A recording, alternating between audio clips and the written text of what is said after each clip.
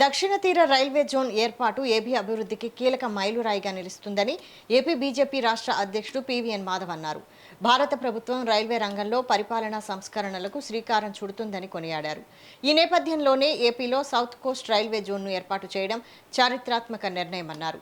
ఈ జోన్ ప్రధాన కార్యాలయాన్ని విశాఖపట్నంలో ఏర్పాటు చేయడం ద్వారా ఆంధ్రప్రదేశ్కు ప్రత్యేక ప్రాధాన్యం లభించిందని చెప్పారు. సౌత్ సెంట్రల్ రైల్వే పరిధిలోని గుంతకల్, గుంటూరు, విజయవాడ డివిజన్లను కొత్త జోన్లో చేర్చడం, ఈస్ట్ కోస్ట్ రైల్వేలోని వాల్తేరు డివిజన్ను విభజించి విశాఖపట్నం డివిజన్గా మార్పు చేసి విలీనం చేయడంపై ఆయన హర్షం వ్యక్తం చేశారు. విశాఖపట్నం కేంద్రంగా ఏదైతే కొత్త రైల్వే జోన్ యొక్క ప్రకటన జరిగి దాని పూర్తి స్థాయి అన్ని రకాల విషయాలు పూర్తయి ఇప్పుడు గెజెట్ నోటిఫికేషన్ రావటం ఏదైతే ఉందో నిజంగానే ఇది చాలా గొప్ప విషయం.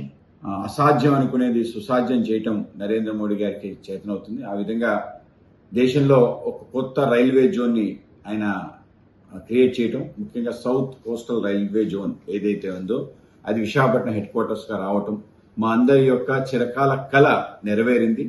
దానికి మా యొక్క రైల్వే మంత్రి అశ్విని వైష్ణవ్ గారికి, అలాగే మన ప్రియతమ ప్రధాని నరేంద్ర మోడీ గారికి ధన్యవాదాలు తెలియజేస్తున్నాను.